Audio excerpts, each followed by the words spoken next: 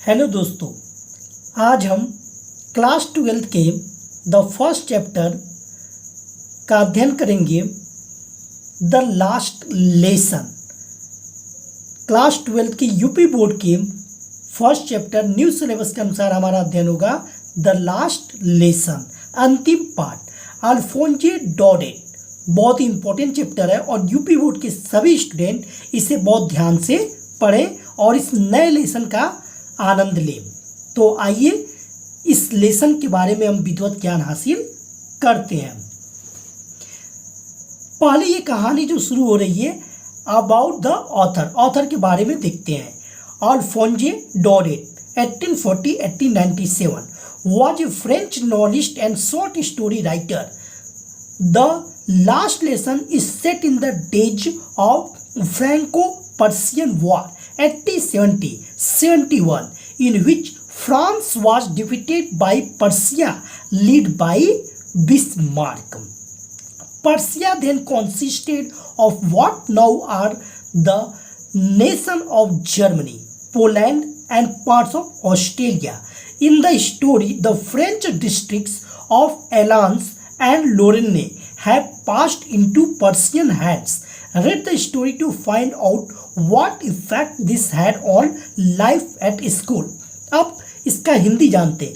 ये कहानी उस समय शुरुआत होती है जब फ्रांस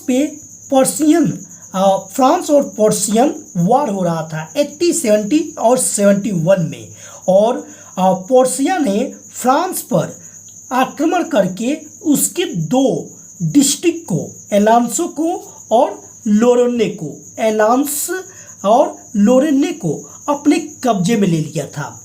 और इसके अगुवाई कर रहे थे, जो लीडर बने थे बिस्मार्क की देखरेख में।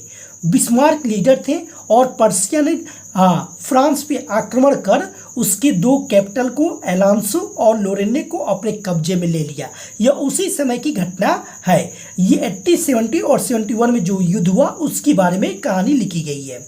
लिखा है फ्रेंच डिस्ट्रिक्ट एलांस एंड लोरेन्ने को कब्जे में ले लिया गया था।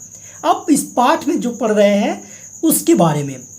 The last lesson written by Alphonse Daudet narrates about the year 1870, बताते हैं 1817 की घटना का वर्णन करते हैं।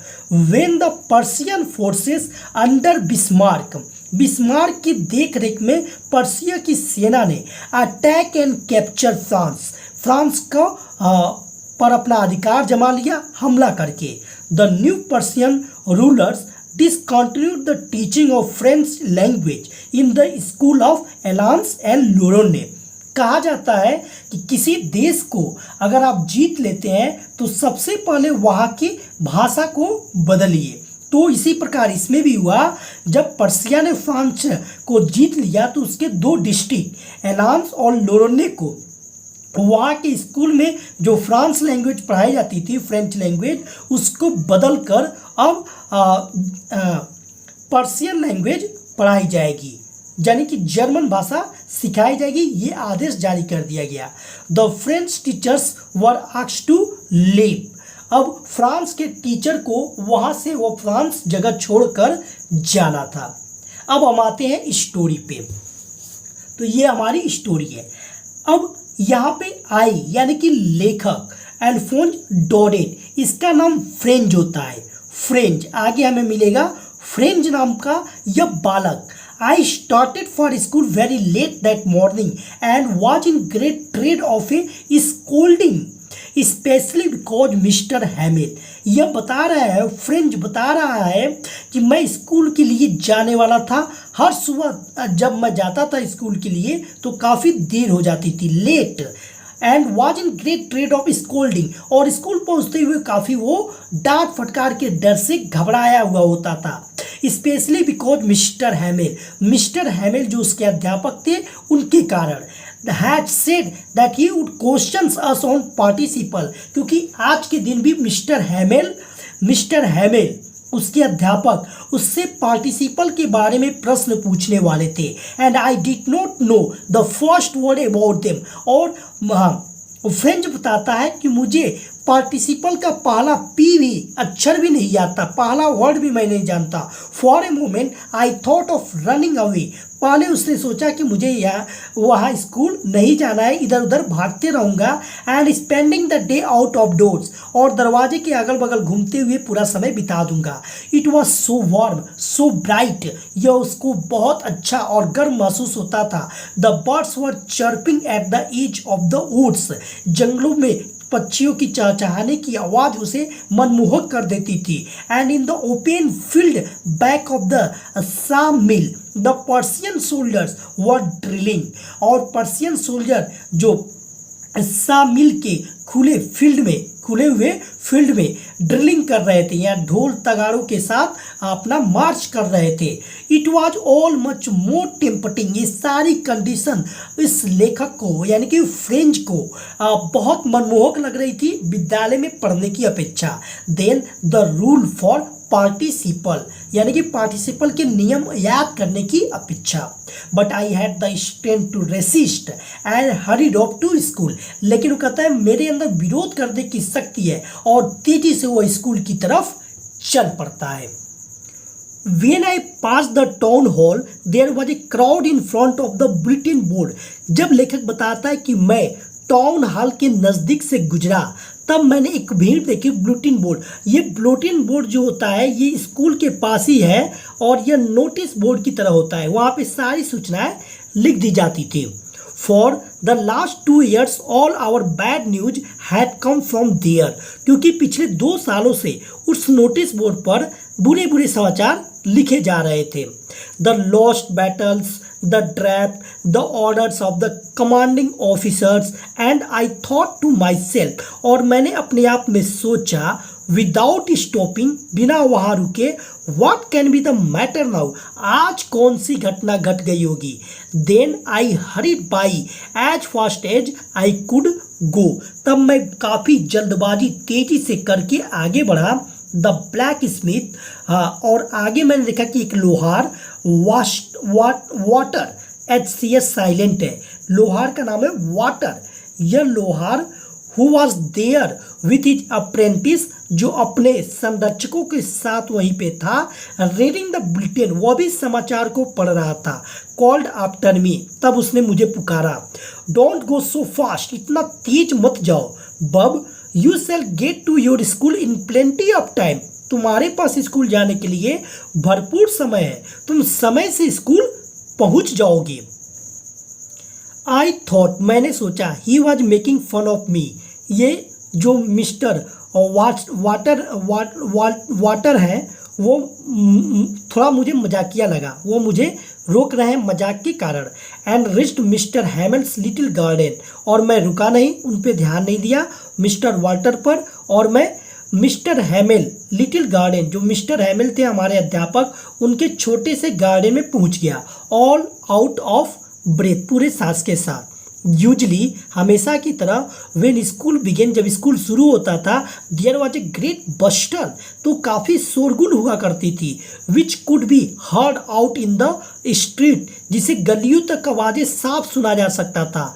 The opening and closing of desk पर किताबों का खुलना बंद होना, लेसन्स रिपीटेड इन यूनिसोन, और जोर जोर से पाठों को दोहराना, very loud, with our hands over our ears to understand better, ये सारी बातें हमारे कान अच्छे से समझ सकते थे।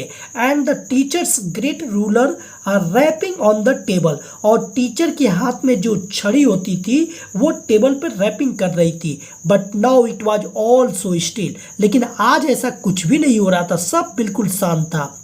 आई had counted on the commotion to get to my desk without being seen, हाँ, मैं इस शोरगुल के बीच में हमेशा कभी कभी डेस्क पर अपने जाके पीछे बैठ जाता था। बट ऑफ कोर्स, लेकिन वास्तव में that day everything had to be as quiet as Sunday morning, आज का दिन सभी चीज़ें इतनी शांत प्रतीत हो रही थी मानो संडे का दिन हो, संडे की छुट्टी का दिन हो। थ्रू द विंडो आई सा माई क्लासमेट, विंडो से मैंने अपने दोस्तों को देखा। ऑलरेडी इन देयर प्लेसेस, जो पहले से ही अपनी जगह पर बैठ गए थे। And mister हैमिल walking up and down with his terrible iron ruler under his arm, और मिस्टर हैमिल आ रहे थे जा रहे थे अपने एक डरावने छड़ी के साथ अपने भुजाओं में जो उन्होंने दबाया हुआ था। I had to open the door, मैंने धीरे से दरवाज़ा खोला, and go in before everybody, और सबके सामने से मुझे अंदर जाना पड़ा। यू कैन इमेजिन, आप कल्पना कर सकते हैं, how I blushed and how frightened I was, कि उस समय मैं कितना शर्मिंदा महसूस कर रहा था और कितना घबराया हुआ होऊंगा। अब यहाँ पे जो फ्रेंड होता है, यह लड़का ये कल्पना करके बताता है कि जब मैं स्कूल के अंदर गया तो सारी कुछ नॉर्मल नहीं थी, सब हमेशा की तरह जो शोरगुल हुआ करता था, क्लास खुलता था, उस समय ऐसा कुछ भी दिखाई नहीं दिया। मैं क्लास में गया और सबके सामने से मुझे प्रवेश करना पड़ा, और तब मैं शर्मिंदा हुआ और क्लास में। चलिए पैराग्राफ नंबर 4 पे पहुँचते हैं। बट नथिंग हैपन, लेकिन ऐसा कुछ नहीं हुआ। मिस्टर हैमिल सा मी, मिस्टर हैमिल ने मुझे देखा, एंड सेड वेरी काइंडली, और बहुत प्यार से कहा, go to your place quickly little French, little French, जाओ अपनी जगह पर बैठ जाओ। We were beginning without you, मैं तुम्हारे बिना ये कहानी शुरू करने वाला था। I jumped over the bench and sat down at my desk, और मैं अपने डेस्क पर आकर बैठ गया। Not till then, when I had got a little over my fright, did I see that our teacher had on his beautiful green coat. उस दिन मैंने नोटिस किया था कि आज हमारे अध्यापक कुछ सुंदर दिखाई दे रहे थे। His frilled shirt, वो फ्रिल्ड शर्ट पहने हुए थे, ये ऐसी शर्ट होती है जिसके कॉलर थोड़े मुड़े होते हैं, and the little black silk cap, उनके ऊपर सिल्क की छोटी टोपी होती है, ऑल एम्ब्रॉयडर्ड, उस पर काफ़ी डिजाइन बनाए गए होते हैं। That he never wore except on inspection and prize day, और उन्होंने कभी भी ऐसे ड्रेस और ऐसे सुंदर दिखने वाले कपड़े प्राइज और इंस्पेक्शन डे के अलावा कभी नहीं पहना था। बिसाइड, इसके अलावा the whole school seemed so strange and solemn, पूरा स्कूल मुझे ऐसा विचित्र और शांत और गंभीर दिखाई दिया। But the thing that surprised me most, लेकिन ऐसी बातें जिसने मुझे सबसे ज़्यादा आश्चर्यचकित किया, वाज टू सी, जो मैंने देखा, on the back benches that were always empty, पिछला बेंच जो हमेशा खाली हुआ करता था, the village people sitting quietly, गांव के सभी लोग आकर शांतिपूर्वक उस पर बैठे हुए थे। लाइक आवर सेल्फ, हम लोगों की तरह। ओल्ड हॉजर, उनमें कौन थे? ओल्ड हॉजर थे, विथ इज 3 कॉर्नेड हेड, जो तिकोना टोपी पहने हुए थे। द फॉर्मर मेयर, पहले का एक मेयर था। द फॉर्मर पोस्टमास्टर, पहले का एक पोस्टमास्टर था। एंड सेवरल अदर बिसाइड्स, और भी इनके बगल में कई लोग बैठे थे। एवरीबॉडी लुक्ड सैड, सब लोग उदास दिखाई दे रहे थे। And Hauser had brought an old primer, और हॉजर एक पुराना प्राइमर की किताब लाए हुए थे। थम्ड एट द एज, जो अंगूठे पे दबाए हुए थे। And he held it open on his knees, और अपने घुटनों पर रखकर उसको खोल रहे थे। With is great spectacles lane across the pages, और अपने बड़े चश्मे से उस पर ध्यान गड़ाए हुए थे। यानी कि इस पैराग्राफ में लेखक बताता है कि किस प्रकार जब मैं बेंच पे बैठ गया तो मुझे काफ़ी आश्चर्य लगा कि आज हमारे जो मिस्टर हैमिल है वो काफ़ी सुंदर दिखाई दे रहे हैं। उन्होंने अच्छे कपड़े पहने हुए हैं, अच्छी टोपी लगाई हुई है, और साथ ही साथ यह बात मुझे और भी विचित्र बनाई कि आज गांव के भी कुछ लोग आकर क्लास को अटेंड कर रहे हैं हम स्टूडेंट के साथ। आज स्पेशल क्या होने वाला था, मैं इसी बातों में उलझा हुआ था। और थोड़ा थोड़ा मुझे ये भी समझ में आ गया था, हो न हो, जब नोटिस बोर्ड पर, उस टाउन हॉल के नोटिस बोर्ड पर जो बात लिखी थी, यही बात लिखी थी कि आज कुछ स्पेशल है। अब अगले पैराग्राफ की तरफ हम बढ़ते हैं और उसका अध्ययन करते हैं। While I was wondering about it all, जब मैं इसी सारे विचारों में डूबा हुआ था कि आज ऐसा क्या होने वाला है, क्यों इतने टीचर सज धज के हम लोग के सामने उपस्थित हुए हैं। मिस्टर हैमिल, मेरे अध्यापक, माउंटेड हिज चेयर, वह घूमते फिरते आकर अपनी कुर्सी पर बैठ जाते हैं। And in the same grave and gentle tone, और अपनी गंभीर और सामान्य मुद्रा में, which he had used to me, जिसका उपयोग उन्होंने मेरे लिए किया था, सेड कहते हैं, माई चिल्ड्रेन, मेरे बच्चों, this is the last lesson, आज विद्यालय में यह अंतिम लेसन है। आई शैल गिव यू, जो मैं आपको सिखाऊंगा।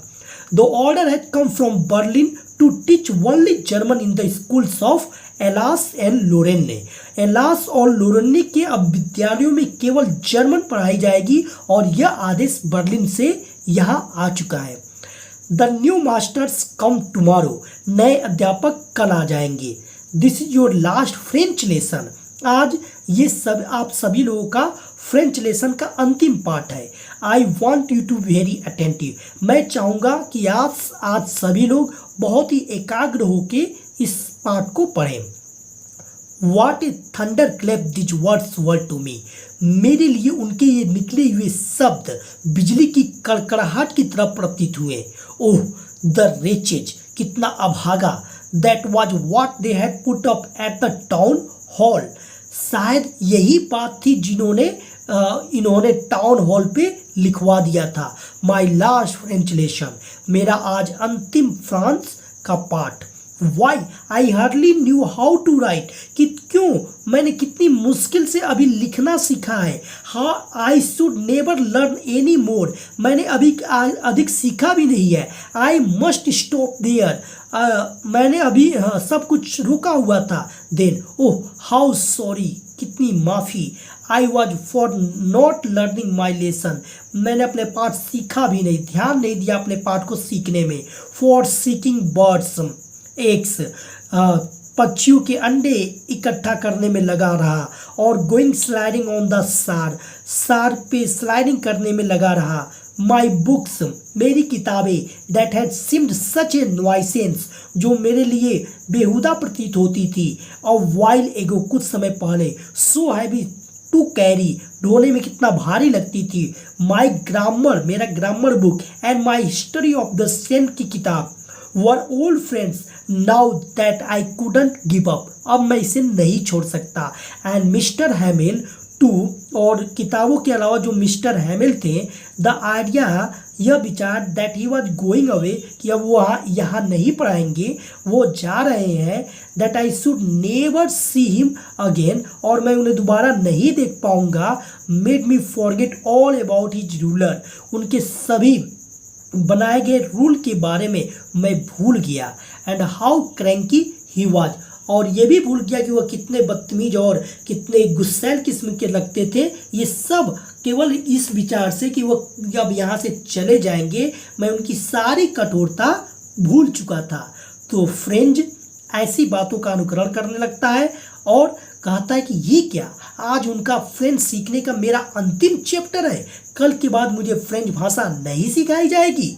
इन्हीं सब बातों में उलझा रहता है। अब आगे पढ़ते हैं क्या होता है। अब अगले पैराग्राफ में देखेंगे कि इस कहानी में क्या चल रहा है।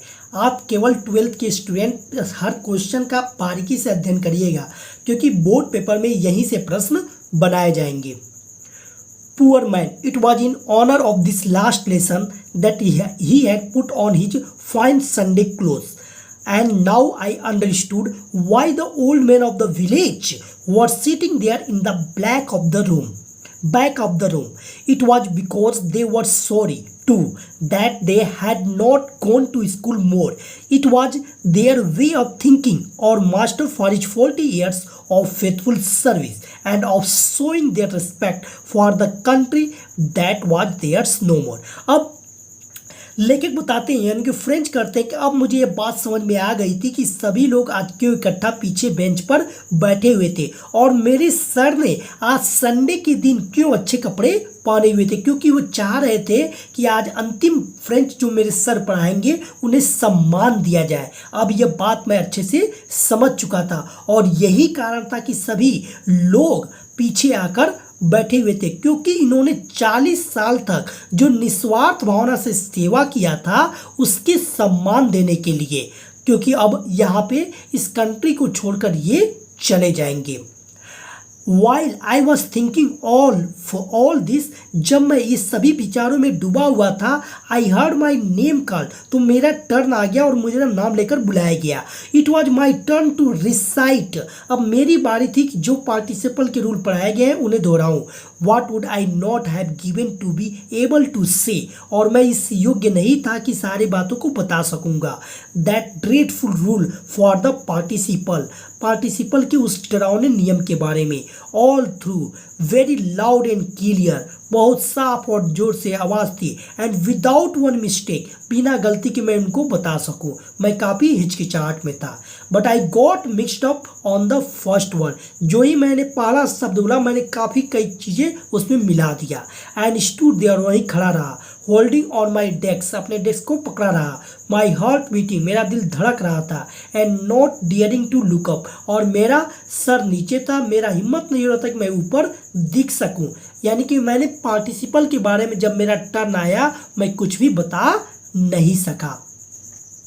आई हर्ड मिस्टर हेमेल से टू मी, मैंने सुना मिस्टर हेमेल मुझसे कह रहे थे, I want scold you little French, आज मैं तुम्हें डांटूंगा नहीं। You must feel bad enough, तुम्हें हमेशा मेरे प्रति खराब अनुभव रहा है। सी हाउ इट इज, देखो हम कहाँ चले गए। Every day we have said to our self, वाह, तुमने हर दिन अपने आप से कहा, I have plenty of time, मेरे पास पर्याप्त टाइम है। I shall learn it tomorrow, मैं कल इसे सीख लूँगा। And now you see where we have come out, अब तुम देख रहे हो कि हम कहाँ हैं। That's the great trouble with Alsace, यही एलांस के साथ सबसे बड़ी उलझन है। See puts off learning till tomorrow, Alsace के सभी लोग हर काम को, सीखने वाले काम को कल पे टाल देते हैं। Now those fellows out there will have the right to say to you, अब तुम्हारे सहपाठियों के पास यह मौका मिल जाएगा तुमसे ये कहने के लिए कि how it is you pretended to be Frenchman, कि फ्रेंचमैन होने के साथ साथ तुम्हें फ्रेंच भाषा आती तक नहीं है। And at you can neither speak not write your own language, तुम फ्रेंच का अपनी भाषा न तो लिख सकते हो और न ही बोल सकते हो। But you are not the worst, लेकिन यह सब तुम्हारी गलती नहीं है। पुअर लिटिल फ्रेंच, बेचारे छोटे little French, we have all a great deal to reproach ourself with, इस सब को ऐसा करने में हम सभी लोग की भूमिका है। Your parents were not anxious enough to have you learn, तुम्हारे माता भी तुम्हारे प्रति इतना सिखाने के लिए उत्सुक नहीं थे। They pretended prefer to put you to work on a farm, वो पढ़ाई की बजाय तुम्हें फॉर्म में काम करने के लिए भेजा करते थे। और एट द मिल्स पर काम करने, so as to have a little more money, ताकि तुम कुछ थोड़ा पैसे कमा सको। एंड आई, और मैं भी इसके लिए जिम्मेदार हूँ। I have been to blame also, मैंने भी, हाँ, मेरे ऊपर भी ये जिम्मेदारी आती थी। Have I not often sent you to water my flowers instead of learning your lesson, क्या मैंने गलतियाँ नहीं की, तुम्हें पाठ पढ़ाने की बजाय अपने गार्डन के बागीचे में फूलों को पानी देने के लिए भेजा। एंड वेन, और अब जब I wanted to go fishing, जब मैं फिशिंग के लिए जाना चाहता था, did I not just give you holiday, तो क्या मैंने तुम्हारे लिए छुट्टी नहीं कर दी थी। तो इस सब मिलकर, इस सब के लिए हम सभी जिम्मेदार हैं कि तुमने फ्रेंच लैंग्वेज नहीं सीखा।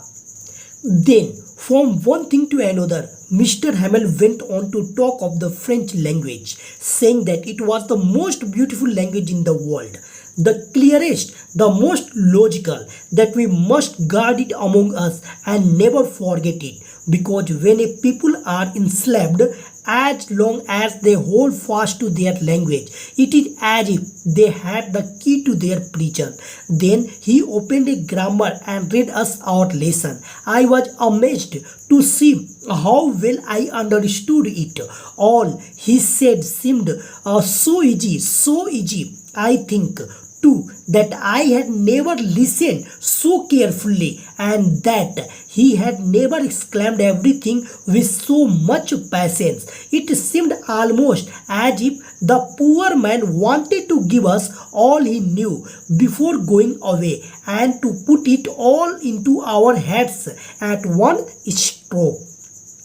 फिर एक के बाद दूसरी बात करते हुए एम हैमल फ्रांसीसी भाषा के बारे में बात करते रहे, यह कहते हुए कि यह संसार की सबसे सुंदर भाषा है, सर्वाधिक स्पष्ट, सर्वाधिक तर्कसंगत, और यह कि इसे हमें अपने बीच सुरक्षित रखना है और उसे कभी भी नहीं भूलना है, क्योंकि जब किसी देश के लोग गुलाम होते हैं तो जब तक वे अपनी भाषा से मजबूती से बंधे रहते हैं तो यह ऐसा माना जाता है उनकी जेल की चाबी उनके पास है। फिर उन्होंने व्याकरण की एक किताब खोली और हमारा पाठ हमें पढ़कर सुनाया।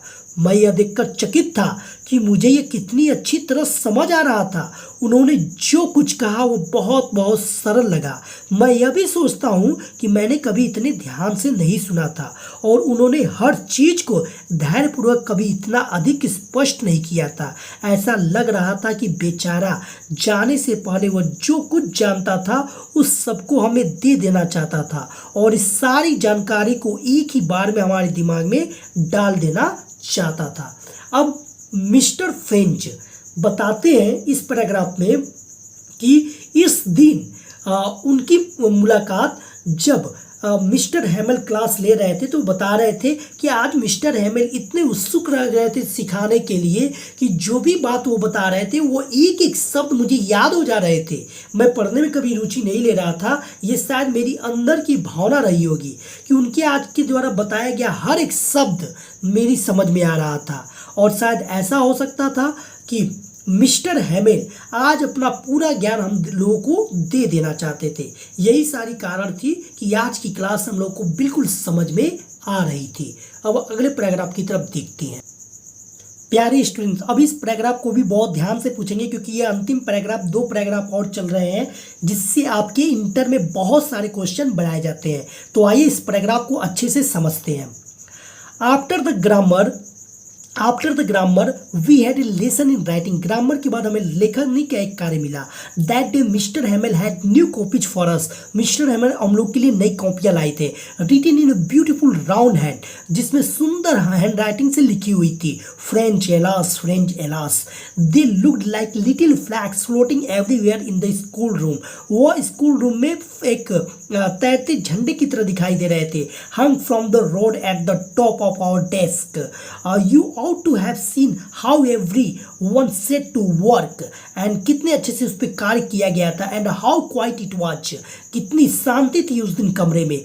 the only sound was the scratching of the pens, केवल जो आवाज आ रही थी वो पेन से लिखने की खुरचने की आवाज आ रही थी। ओवर द पेपर के ऊपर। One some beetles flew in, कुछ बीटल्स भी अंदर आ गए। But nobody paid any attention to them, लेकिन किसी का ध्यान भंग नहीं हुआ। Not even the littlest one, थोड़ा सा भी नहीं भंग हुआ। Who work right on tracing their fish hooks as मानो दैट वाज फ्रेंच टू, ये सब फ्रेंच लैंग्वेज का कारनामा था। On the roof the pigeons cooed very लो, ऊपर कबूतर कुक कर रहे थे। And I thought to myself, मैंने सोचा, will they make them sing in German, क्या मुझे जर्मन में गीत गा देना चाहिए। इवन द पिजन्स, पिजन की अलावा। व्याकरण के बाद हमारा लेखन का पाठ हुआ। उस दिन एम हेमल के पास हमारे लिए नई कापियाँ थी जिस पर सुंदर वर्गाकार शैली के हस्तलेख में लिखा गया था फ्रांस अल्सास। वे ऐसी लग रही थी जैसे कि विद्यालय के उस कक्ष में सब ओर छोटे छोटे झंडे लहरा रहे हों जो हमारी मेजों के ऊपर छड़ों से लटका दिए हो। काश आप सभी देखते कि सभी किस तरह अपने काम में जुट गए और सब कुछ कितना शांत था और एकमात्र ध्वनि, सब कुछ कितना शांत था, एकमात्र ध्वनि कागज पर पेनों की रगड़ की आ रही थी। एक बार कुछ भृंग भौरे उड़कर अंदर आ गए, परंतु किसी ने उन पर ध्यान भी नहीं दिया। सबसे छोटे बच्चों ने भी ध्यान नहीं दिया जो पूरे समय मछली पकड़ने के कांटों का चित्र बनाने में लीन थे, मानो वो भी फ्रांसीसी भाषा थी। छत पर कबूतर बहुत धीरे धीरे गुटरगु कर रहे थे और मैंने मन में सोचा, क्या वे इन्हें भी जर्मन भाषा में गाने के लिए मजबूर करेंगे, कबूतरों को भी। तो ये इस पैराग्राफ का जिक्र था। अब अगले पैराग्राफ की तरफ हम चलते हैं। Whenever I looked up from my writing, I saw Mr. Hamel sitting motionless in his chairs and gazing first at one thing, then at another, as if he wanted to fix in his mind just how everything looked in that little schoolroom. Fancy, for 40 years he had been there in the same place with his garden outside the window and his class in front of him, just like that. Only the desks and benches had been worn smooth. The walnut trees in the garden were taller, and the hope vine that he had planted himself twined about the windows to the roof. How it must have broken his heart to leave it all, poor man, to hear his sister moving about in the room above, packing their trunks, for they must leave the country next day. जब कभी मैंने लिखते हुए ऊपर देखा तो मैंने M हैमिल को अपनी कुर्सी पर स्थिर बैठे हुए देखा। वे कभी किसी चीज को तो कभी किसी और चीज को घूर रहे थे, मानो वे अपने मस्तिष्क में उस छोटी स्कूल कक्ष के प्रत्येक वस्तु को ठीक उसी तरह अंकित कर लेना चाहते थे, अपने दिमाग में बैठा लेना चाहते थे जाने से पहले जैसा कि वे दिख रही थी। जरा सोचो, 40 वर्ष से वे इसी स्थान पर थे। उनका बगीचा उनकी खिड़की के बाहर था और उनकी कक्षा उनके सामने बिल्कुल ऐसे ही, केवल मेज और कुर्सियां घिस घिस कर चिकनी हो गई थी। बगीचे में अखरोट के पेड़ अपेक्षाकृत लंबे हो गए थे। यहाँ से क्वेश्चन पूछता है क्या बदलाव हुए थे मिस्टर हैमिल में, तो मेज चिकनी हो गई थी, अखरोट के पेड़ अपेक्षाकृत लंबे हो गए थे जो वो लेकर आए थे, तथा वो होप वाइन एक प्रकार की बेल जिसे उन्होंने स्वयं अपने हाथों से लगाया था, वह खिड़की से लटकते हुए छत तक पहुंच गई थी। वो भी होप वाइन की बेल भी अब बड़ी हो चुकी थी। ये सारे बदलाव हुए हैं। इन सबको छोड़ने से और ऊपर छत पर सामान को अपने संदूकों से पैकिंग करते हुए अपनी बहन के चलने की आवाज़ सुनकर, यानी कि मिस्टर हैमिल उनकी बहन ने कहा पैक कर रहे थे, उनकी आवाज़ सुनकर इस बेचारे अध्यापक का दिल किस तरह टूट रहा होगा। 40 साल तक इन्होंने अपना बहुमूल्य समय इस विद्यालय में दिया था, क्योंकि अगले दिन ही उन्हें देश छोड़कर जाना था। प्यारे स्टूडेंट, ये हमारे द लास्ट लेसन का अंतिम चैप्टर है जिसमें मिस्टर हैमिल अपनी भावनाओं को जिक्र करेंगे। But he had the courage to hear every lesson to the very last. After the writing, we had a lesson in history, and then the baby chanted their ba, be, bi, bo, poo. Down there at the back of the room, old Hodger had put on his spectacles and holding his primer in both hands, spelled the letters with them. You could see that he too was crying. His voice trembled with emotion, and it was so funny to hear him that we all wanted to laugh and cry. Ah, how well I remember it, that last lesson. All at once, the church clock struck 12, then the Angelus. At the same moment, the trumpets of the Persians returning from drill sounded under our windows. Mr. Hamel stood up, very pale, in his chair. I never saw him look so tall. My friend, said he, I, but something choked him. कुछ उन्होंने कहा लेकिन उनकी आवाज़ रुक गई। He could not go on. वो आगे कुछ भी नहीं बोल सके। Then he turned to the blackboard. वो ब्लैकबोर्ड की तरफ मुड़े, took a piece of chalk, हाथ में चाक का एक टुकड़ा लिए, and bearing on with all his might, he wrote as large as he could. और उन्होंने लिखा vive la France, जिसका मतलब होता है live long France. फ्रांस अधिक दिनों तक जीवित रहे। Then he stooped and leaned his head. उन्होंने अपना सर झुका लिया, झुक गए। Against the wall, दीवार के सहारे ही सर टिकाकर लटक लिए। And without a word, बिना कोई शब्द कहे, he made a gesture to us with his hand. उन्होंने हाथ से इशारा किया, एक संकेत दिया। School is dismissed. स्कूल समाप्त हो चुका है। You may go home. घर जा सकते हैं। अंत में जाते समय उन्होंने कुछ बोला नहीं है। अब इस स्टोरी को एक बार और अच्छे से हिंदी में देख लेते हैं। यहाँ पे कुछ हिंदी के पैराग्राफ भी दिए हैं, लेकिन आपको फोकस करना है इंग्लिश के वर्ड पर। स्टोरी आप समझ जाइए, क्वेश्चन इसी से तैयार किए जाएंगे। किंतु उनमें हर पाठ को बिल्कुल अंत तक सुनने का साहस था। लेखक के पश्चात हमारा इतिहास का पाठ हुआ और फिर छोटे बच्चों ने जोर जोर से अपने बाप ए बी बी बो बू बोले। कमरे के पिछले छोर पर बूढ़े हौजर ने अपना चश्मा पहन लिया था। अपनी पुस्तक को दोनों हाथों में पकड़कर वो उनके साथ पा बे बी आदि बोल रहा था। आप देख सकते थे कि वो भी रो रहा था। भावुकतावश उसकी आवाज़ कांप रही थी और उसे सुनना इतना हास्यास्पद था कि हम सब हंसना और रोना चाहते थे। ओह, यह अंतिम पार्ट मुझे कितनी अच्छी तरह याद है। अचानक चर्च की घड़ी ने 12 बजाए और फिर एंगलस नामक प्रार्थना की घंटी बजी। उसी समय ड्रिल से लौटकर आते हुए पर्सिया के सैनिकों की तुरहियां हमारी खिड़कियों के नीचे बजती सुनाई थी। एम हैमल अपनी कुर्सी से खड़े हुए बहुत पीले पड़े हुए थे। मैंने उन्हें कभी इतना आत्मविश्वासी नहीं देखा था। मित्रों, उन्होंने कहा। मैं किसी बात ने उनका गला अवरुद्ध कर दिया। केवल मैं बोले और वो रुक गए। वे अपनी बात जारी न रख सके। फिर वो सैनपट की ओर मुड़े, चौक का एक टुकड़ा हाथ में उठाया और अपनी पूरी ताकत से उन्होंने जितने बड़े अक्षरों में वे लिख सकते थे लिखा, फ्रांस जिंदाबाद, लिव लॉन्ग जिंदाबाद फ्रांस। फिर वे रुक गए और अपना सिर दीवार के सहारे झुका लिया और बिना कोई शब्द बोले उन्होंने अपने हाथ से हमारी तरफ इशारा किया। स्कूल की छुट्टी हो गई है, आप जा सकते हैं।